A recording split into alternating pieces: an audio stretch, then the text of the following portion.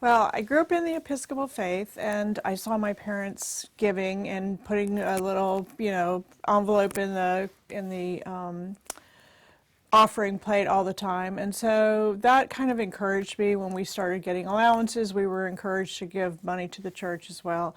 And I really didn't think about why until I really had a church home in St. Michael's. So for me, after I sort of grew in my faith and understood that this is what God was asking me to do, was to give to the church. So for that reason, I give because I get blessings from giving. I feel that my blessings from God are proportional to my giving. That doesn't mean that God, the more I give, the more blessings I get. It means that if I give, I get blessings from God. And so I feel like that's such an important thing. And, I just feel so much closer to God by giving to His church, because I know that that's also one of God's commands. So giving is such a joy, and really everything does come from God.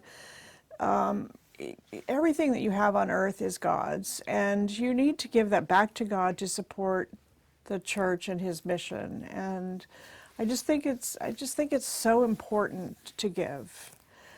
And honestly, if you don't give, I really think that if you're somebody that's thinking about giving, I really believe that if you would take that first step to giving, you would find such joy, it just makes me feel so fabulous. So, and you won't ever know that until you take that first step for giving. So, and you would just get so many blessings. So, well, Leviticus talks about giving, but I really am inspired by Paul's second letter to the Corinthians.